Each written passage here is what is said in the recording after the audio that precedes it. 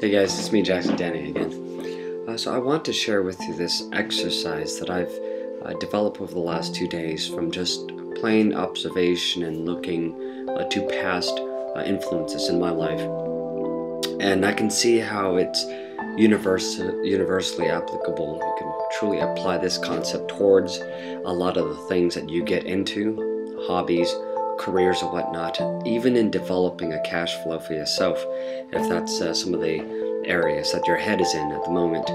Okay, and this exercise is called the rhythms exercise. It's quite simple. It's an exercise that is used heavily in a lot of different practices, and typically are termed differently depending on the fields that you are studying. Okay, the rhythms exercise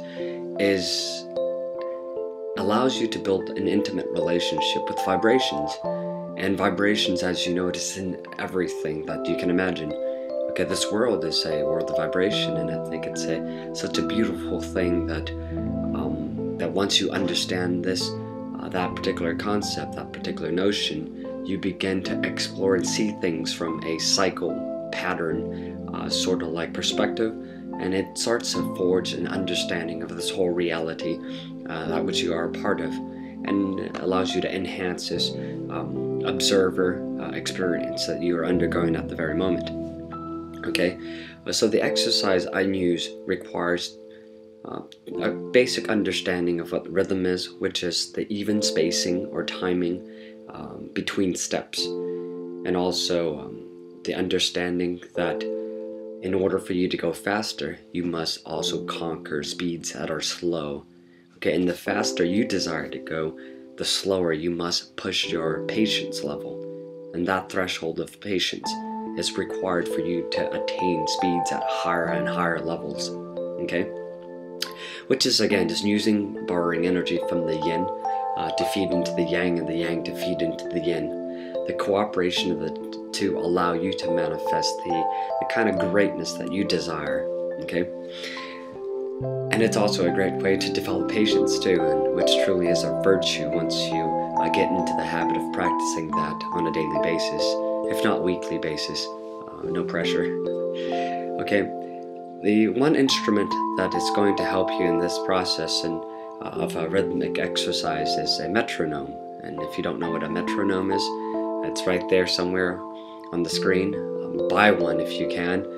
If not, just look online. There should be a couple of free ones on the internet at the moment. Okay, and I'm going to go straight into the exercises now.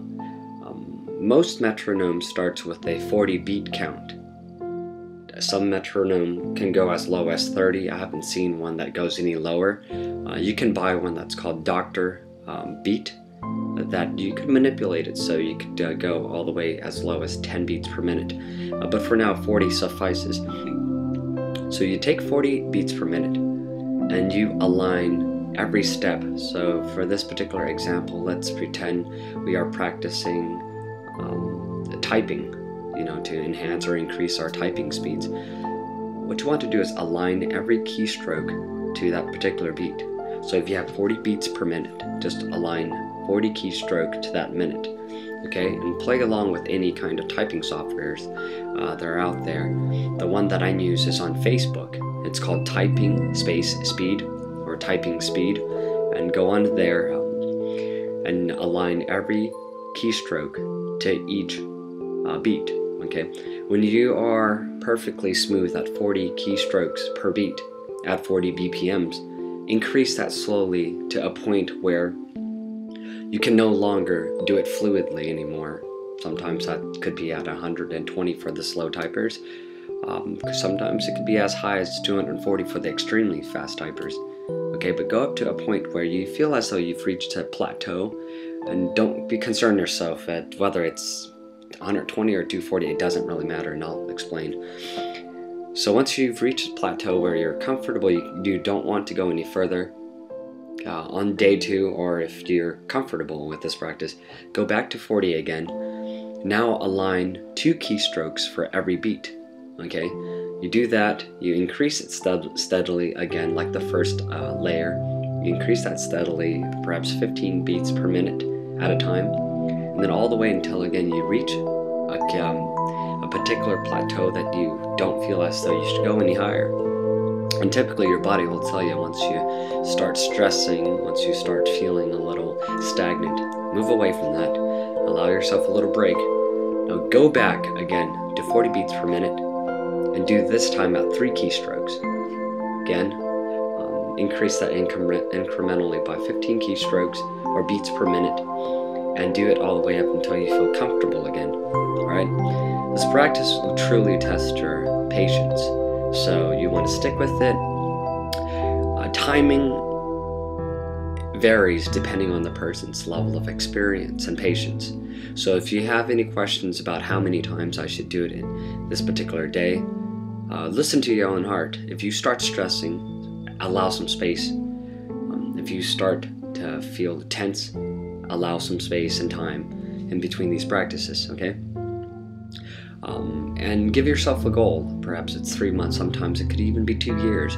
But imagine after 2 years of this particular exercise, you have a lifelong, term of using fast and enhanced and accurate typing skill to just, enjoy. Okay, so there's no need to rush and make and conquer this in a 2-day span. It just doesn't make any sense. If you were in that kind of mind space, then you probably will benefit most from this, because it will allow you to spend more time with the silence, more time with patience, because between each keystroke you are going to spend a lot of time thinking. Okay, now once you've gotten comfortable, let's just stick with 3 layers at this very moment. You've gone 3 keystrokes per beat. Awesome.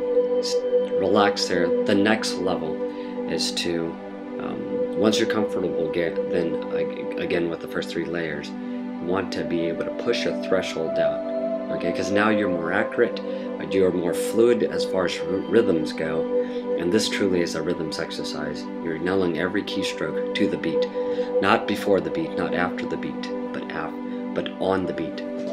So that aligns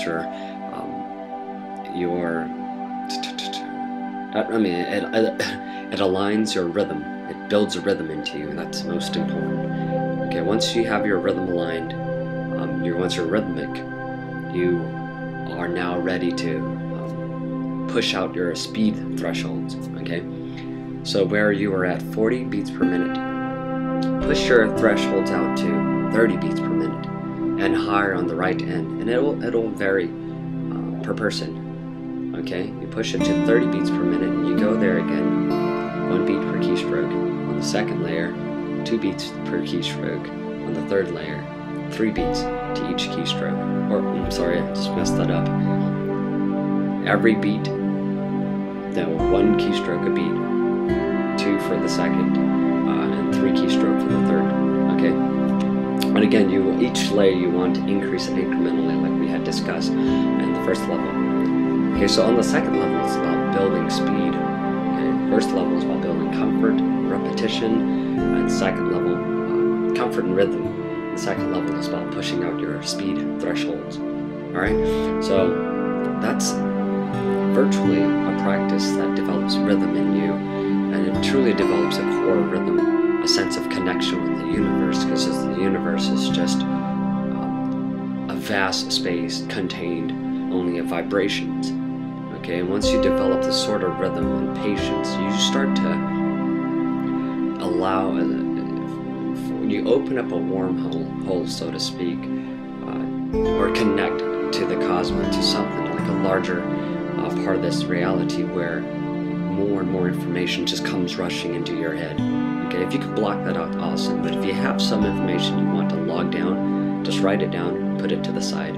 Okay, so that's one way to connecting to the universe, using again the yin and yang, working on your patience, building an affinity or relationship with the silence, while enhancing your typing speed and developing a greater sense for rhythm. Okay, any feedbacks are always welcome. If you find this useful, please leave a comment, and if there are any questions out there you see that are on the comments list, please help out any of the users that you can. And I appreciate you for spending time with me here again, and rate it a 5 if you like it.